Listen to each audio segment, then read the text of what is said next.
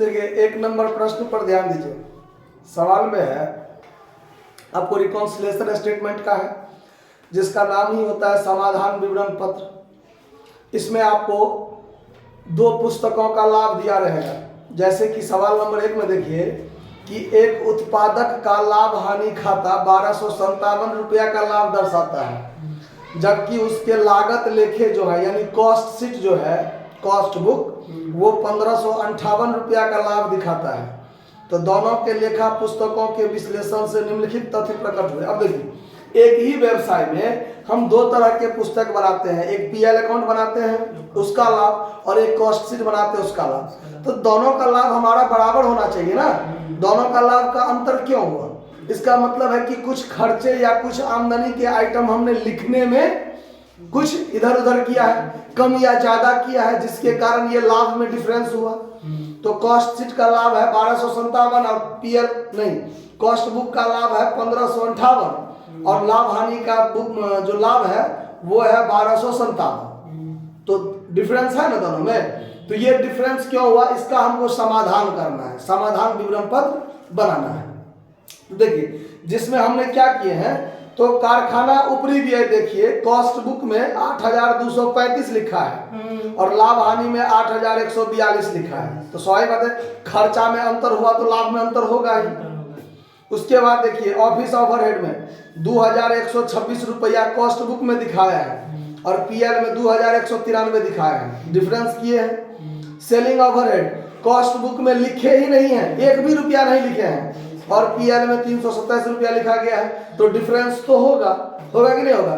तो सवाल बनेगा कैसे, गौर से समझिए बात को। रिकॉन्सिलिएशन स्टेटमेंट, रिकॉन्सिलिएशन स्टेटमेंट देखिए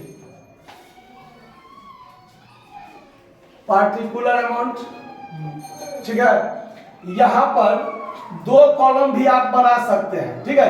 ये हो गया आपका रफ कॉलम और ये हो गया आपका फाइनल यानी फेयर कॉलम जिसको आप लोग कहते हैं, ठीक है। इसमें टेम्पोररी जो काम करना है इसमें करना है और फाइनल वर्क इसमें करना है, ठीक है।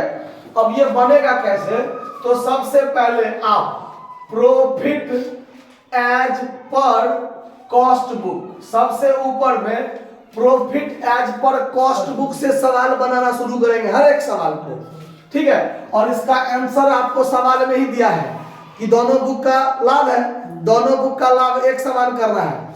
तो 1 से शुरू करेंगे लास्ट तक पहुंच जाएंगे, उससे शुरू करेंगे यहां तक पहुंच जाएंगे, बात बराबर है। तो सबसे पहले profit as per cost book से शुरू करेंगे तो उसका लाभ है 1257। अब इसमें कुछ बात हम ऐड करेंगे, कुछ बात हम लेस करेंगे, ठीक है।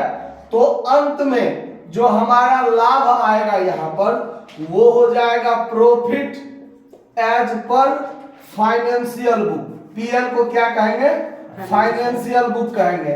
वो कितना है 1558 ये हमको प्राप्त हो जाएगा। अगर ये काम करने पर ये हमको मिल गया तो हम समझेंगे हमारा सवाल सही जा रहा है। आया बात समझ में? गलत भी हो सकता है, इसलिए कि हम इसका आइटम इसमें लिख दिए उसका आइटम इसमें लिख दिया, अमाउंट बराबर था, अमाउंट बराबर था तो आंसर तो मिल जाएगा, लेकिन प्रोसेस में हमारा क्या हो जाएगा, गलत कर सकते हैं। तो ऐसा नहीं होना चाहिए, ठीक है। चलिए हम यहां पर कुछ वर्किंग नोट करते चलेंगे, ठीक है।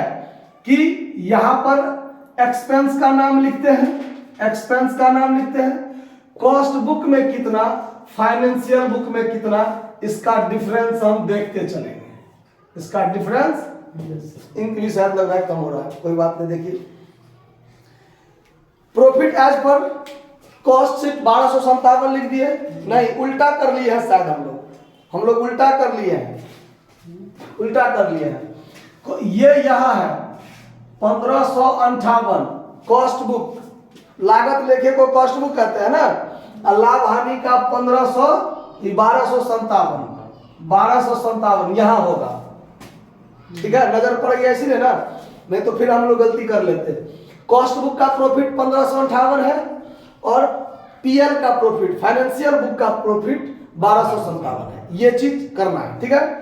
खर्चा में देखिए खर्चा हम लोग डिफरेंस क्या किए हैं, तो सबसे पहले फैक्ट्री ओवरहेड, फैक्ट्री ओवरहेड देखिए 8,235 कॉस्ट बुक में है और पीएल में है 8,142।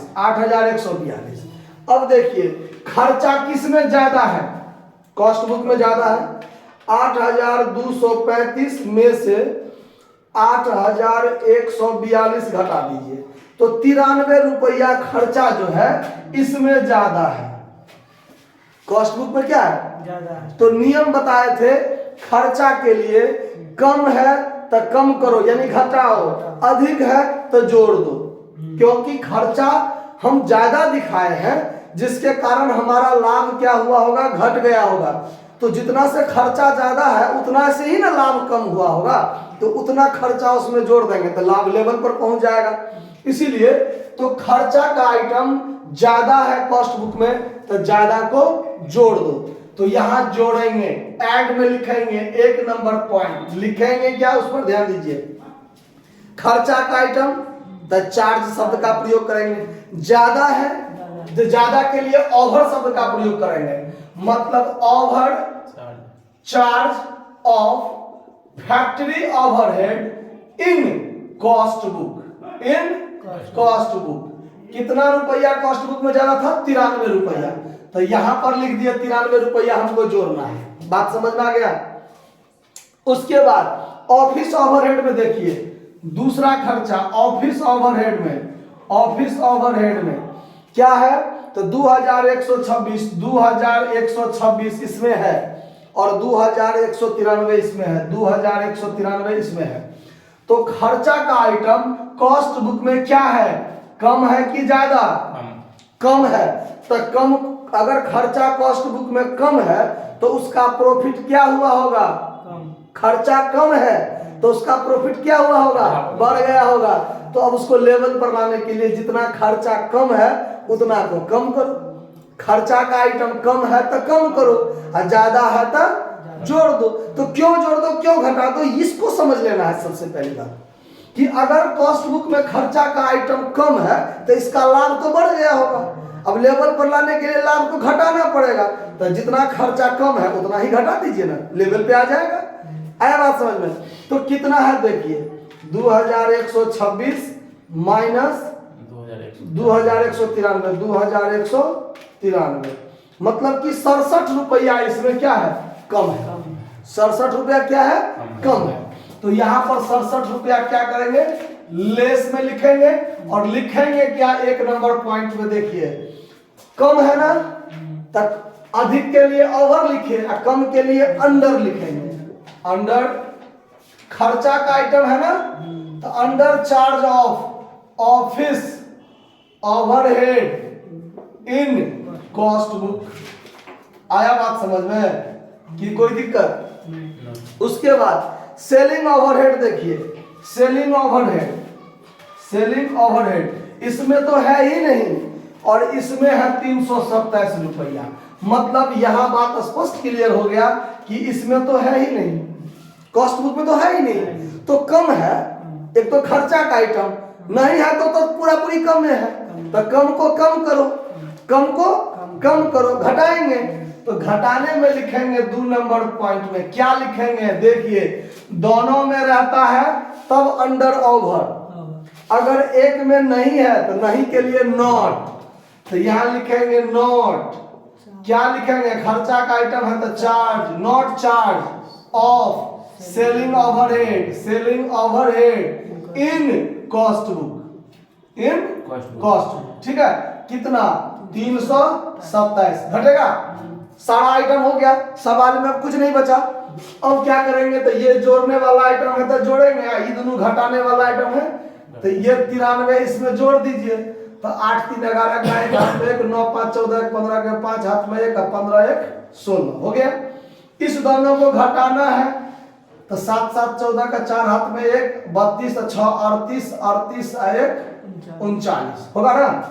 अब ये 4 11 में से 4 गया तो 7 हो गया, ये हुआ कितना 14, 4 हुआ तो 14, 14 में से 9 गया तो 5, ये हो गया कितना 15, 15 में से 3 गया था 12, लेवल पर आ गया ना मैंने, आ गया बात समझ में। मतलब ये जो लाभ 2 रंग का लाभ हो गया, इसका कारण यही तीनों खर्चा था जिसको हमको सही करना है। तो इस प्रश्न का उत्तर आपको प्रश्न में ही मिल जाएगा, परीक्षा में भी ध्यान रखना है। अगर दोनों का लाभ दिया हुआ है तो आंसर तो सामने में है, बस मिलान करना है। मिलान करने के लिए 2-4 बात पॉइंट दिया होगा, उसको सही कर लेंगे, बात खत्म। दिक्कत कोई तो इसको नोट कर लीजिए, फिर आगे सवाल पढ़ते रहते हैं।